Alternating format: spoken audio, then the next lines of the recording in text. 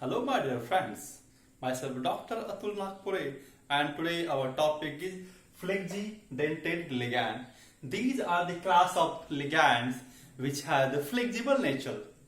I mean to say sometimes it can form one bond, two bond, three bond with the metal ion depending upon the size and the stereochemistry of the complex.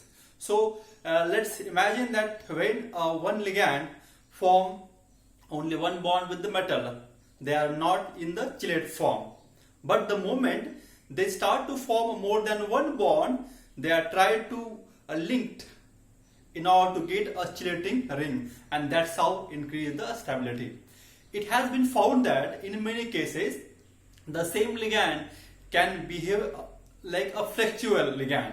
That means it has the tendency to donate the electron pair with the metal ion, and that depend upon the various factor, and that factor and the techniques which we can use to investigate the structure of the complexes, all the aspects we are going to discuss in this lecture. So let's start our topic with the first ligand which act as a flexidentate ligand. Let's say sulfate ion. A sulfate ion has the flexible behavior, and the ligand, if I replace this E by O, this is become a Sulphato. This is become a Sulphato ligand. Now if I draw the structure very clearly, we have here S double bond O and S double bond O, and we have O minus, and we have here O minus, right? The same structure I am writing here for your understanding, and I will show that how these linkages occur. In the first, let's say that this sulfate is form only one bond with the metal, right? In the next, it can form a two bond with the metal via O minus site. In this case, if sulfate ion form only one bond with the metal, this is can be act as a monodentate ligand. Monodentate ligand, and in which there is no chelating ring there. Okay, but if you look at very carefully here, the one sulfate ion now can form a two bond with the given metal ion, and hence it is behave like a bidentate ligand.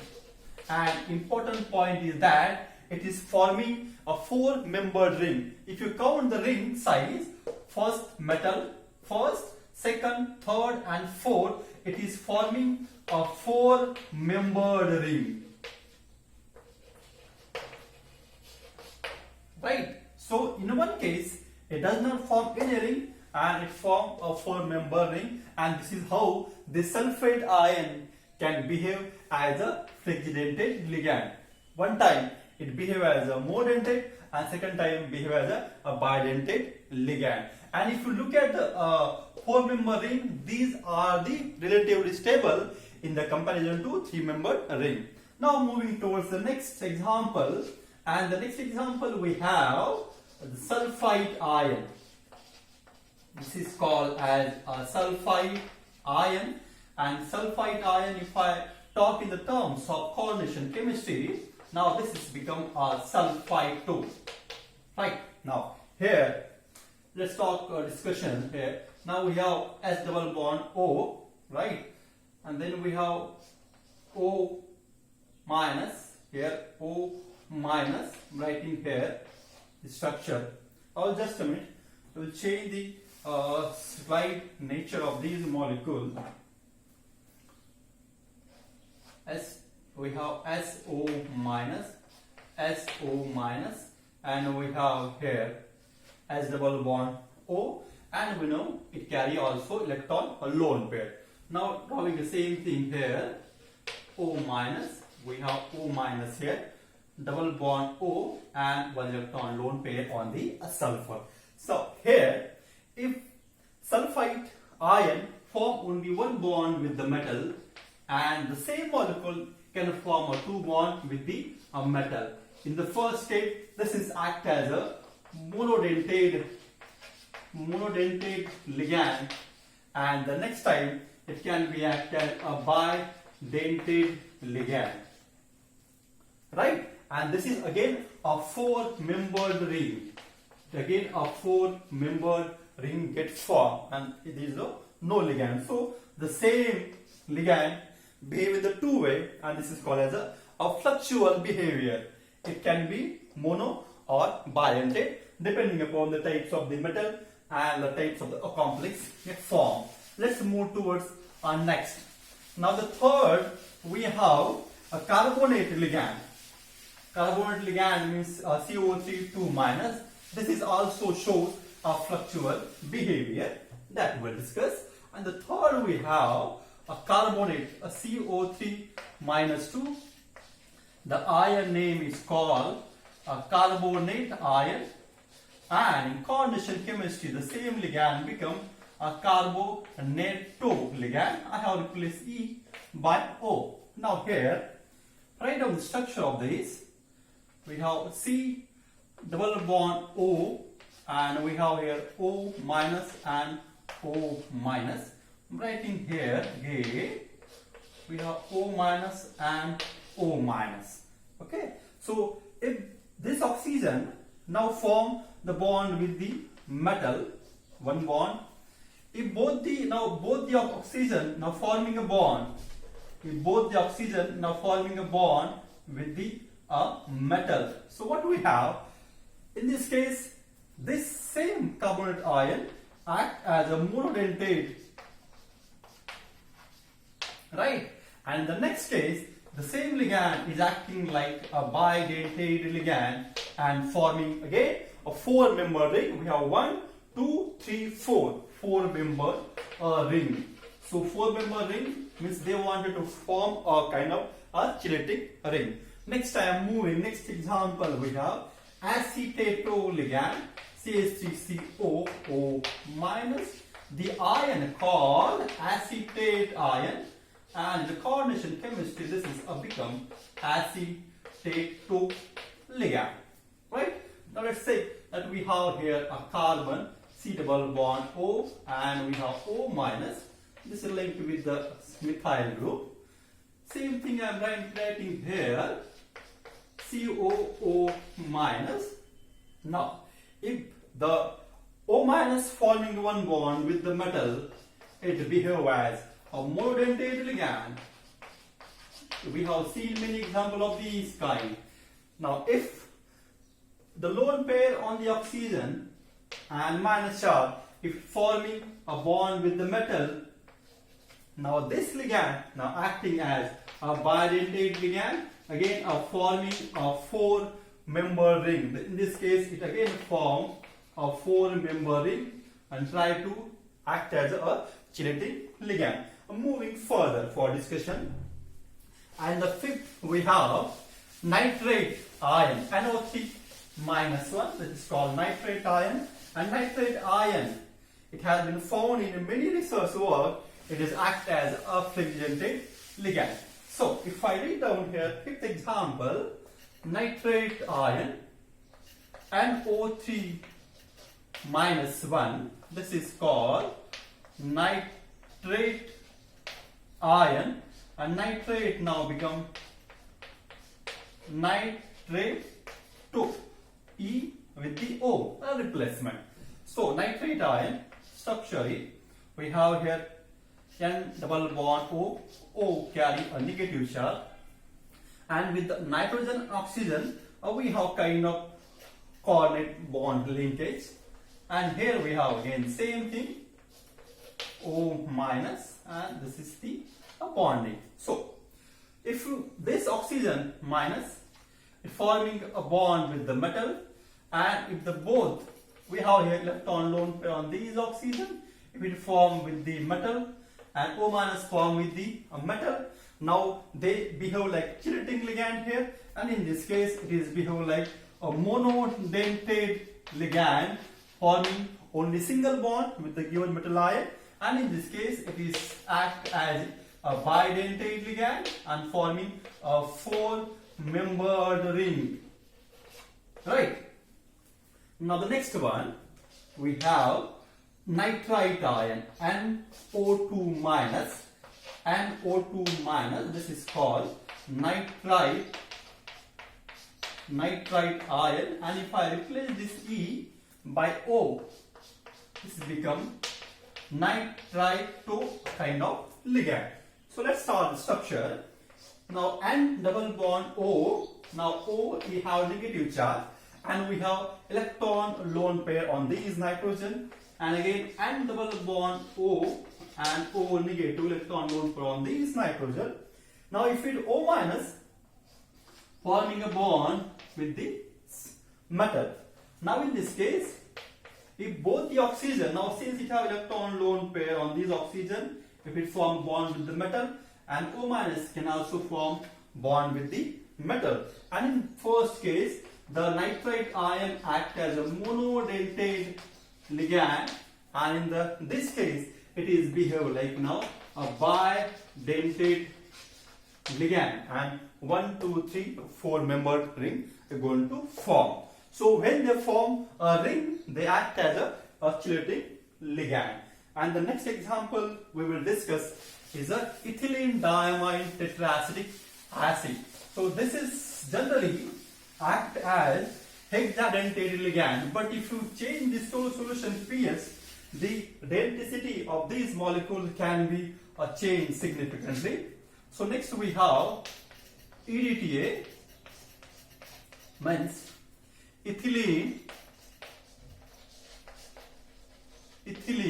diamine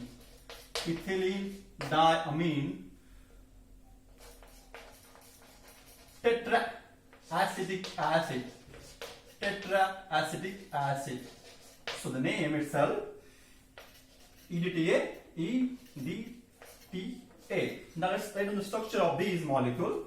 So if I have here, we have here CS2, we have here a CS2, so N, and again we have here N, here we have CS2, C double bond O and OH, right, acetic acid, and here C double bond O, OH, right. Now again here we have CS2, C double bond O, OH, here now CS2, C double bond O and OH. So what I told you already, this molecule act as a hexadentate ligand in many cases, but it has the tendency to behave like a fluctuate ligand. So when it acts, it donate via 6 center, this OH become O minus in the basic condition. So for example, if you are now changing the basic condition, right, and if you increase the pH, what happened? This ion, I'll write down the first that when EDTA, right, has the -4 charge, that means we have replaced all the OH and treat with the basic condition, and OH become O minus. So we have 1, 2, 3, 4, 5, 6. This is called EDTA -4, and in that case it will going to form a 6 bond, right, and it become a hexadentate ligand. But imagine that you did not increase the pH of the solution, and if you are going slowly, let's say that you increase the pH slightly, and this is O, it become O minus. So corresponding will be, now we have 1, 2, 3H. So I can write down here H3 EDTA, and the molecule, and this molecule has now charge -1. -1 charge on this molecule. So if I replace only one H, we have then 1, 2, 3. So have 3 sites. This is become now a tridentate ligand.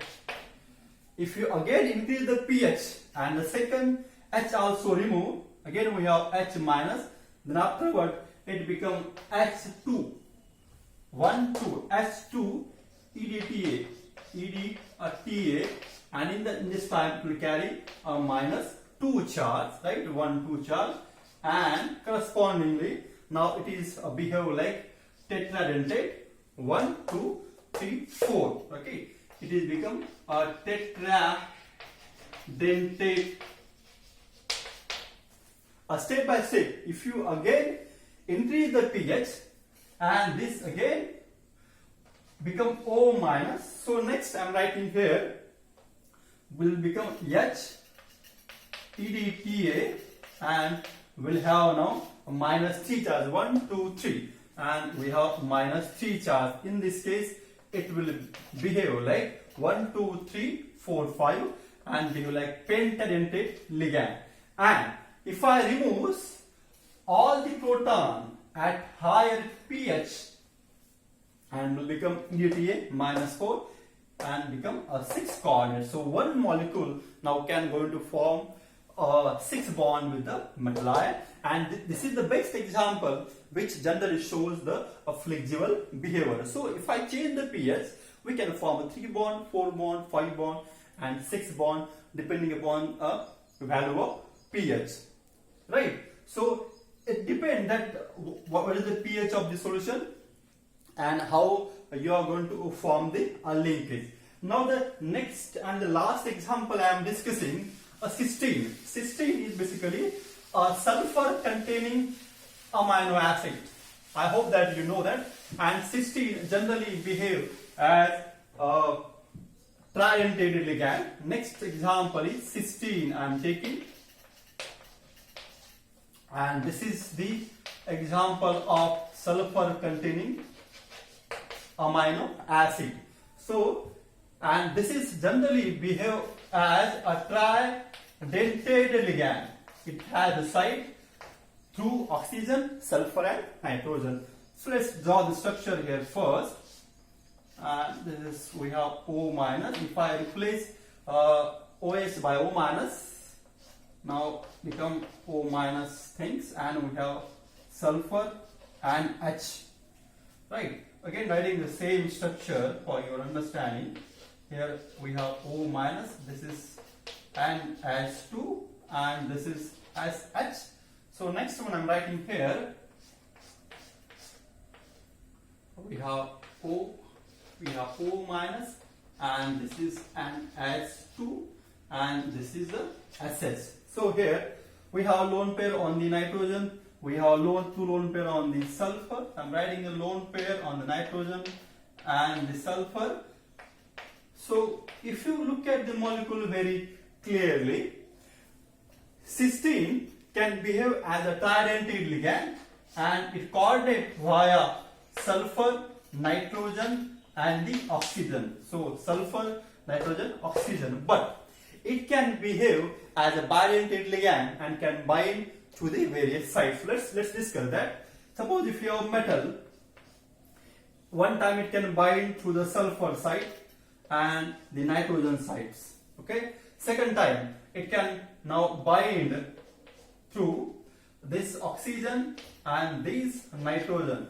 And third, it can bind through oxygen and the sulfur. So in this case, I have a binding site here, sulfur and nitrogen act as a bidentate ligand.